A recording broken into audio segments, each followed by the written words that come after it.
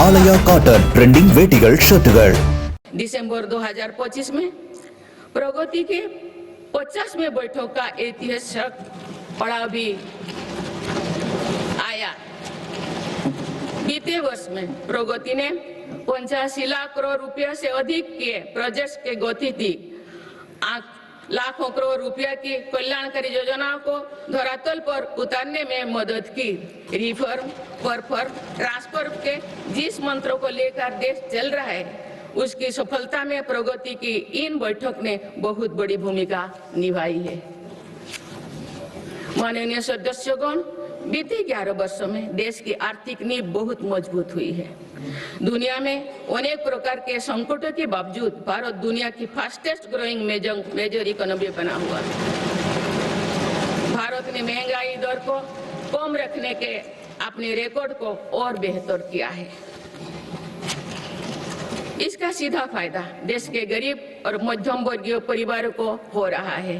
मेरी सरकार ने नीतियों के कारण देशवासियों की आय बढ़ी है, बचत बढ़ी है और खरीद शक्ति में भी वृद्धि हुई है। अभी यूरोपियन यूनियन के साथ फ्री ट्रेड एग्रीमेंट पर जो सहमति हुई है, मैं सभी देशवासियों को इसके लिए बहुत बहुत बधाई देती हूँ। ये ऐतिहासिक कदम भारत में मैन्युफैक्चरिंग सेक्टर और सर्विस सेक्टर के गति देगा। भारत के युवाओं के लिए रोजगार के अनेक नए अवसर बनाएगा। माननीय सदस्यगण, आज मेरी सरकार रिफॉर्म्स एक्सप्रेस के पथ पर चल रही है। पुराने नियमों और प्रावधानों को भविष्य की जरूरत के हिसाब से निरंतर बदला जा रहा है।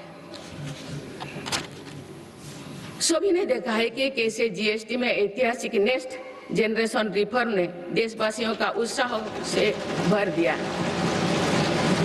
इस रिफॉर्म के कारण देशवासियों को 1 लाख करोड़ रुपए की बचत सुनिश्चित हुई।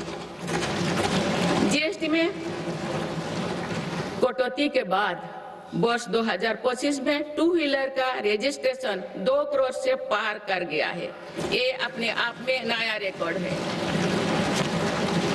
इनकम टैक्स कानून भी अब नए स्वरूप में सामने आया है। 12 लाख रुपया तक की आय पर टैक्स जीरो करने का ऐतिहासिक फैसला लिया गया है। ऐसे रिफॉर्म से गरीब और मध्यम वर्ग परिवारों को अभूतपूर्व फायदा हो रहा है। इससे देश की अर्थव्यवस्था को भी नई गति मिली है। माननीय सदस्यगण, देश में अनेक नए सेक्टर्स के उदय के साथ ही श्रमिकों के हितों को सुरक्षित करना भी उतना ही आवश्यक है। नई श्रमिक कानून लागू करने के पीछे भी ये उद्देश्य है। लंबे समय से देश के श्रम शक्ति दर्जनों कानूनों में उलझे हुए थे। इसको आप सिर्फ 4 कोड में सीमित किया गया है।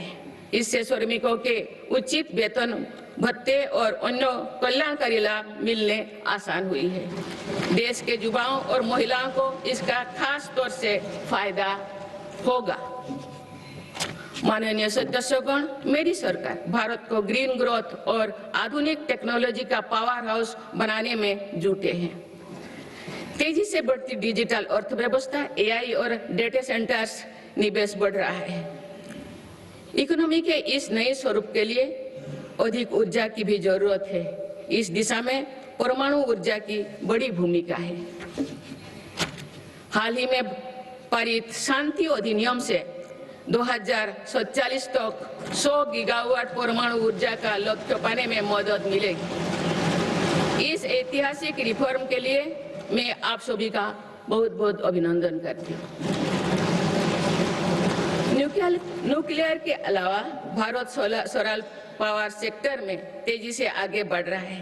पीएम सूर्यघर मुक्त बिजली योजना से देश के आम उपभोक्ता आप बिजली के उत्पादक बन रहे हैं। आप तक लगभग 20 लाख रूफटॉप सोलर सिस्टम लगाए जा चुके हैं। इससे लाखों परिवारों के घर में बिजली का उत्पादन बढ़ा है और इन परिवारों के बिजली बिल कम हुई है। इन सभी प्रयासों से भारत एक दशक के अंत तक 500 गीगावाट की रिन्यूएबल एनर्जी कैपेसिटी को लक्ष्य पर जरूर हासिल करेगा।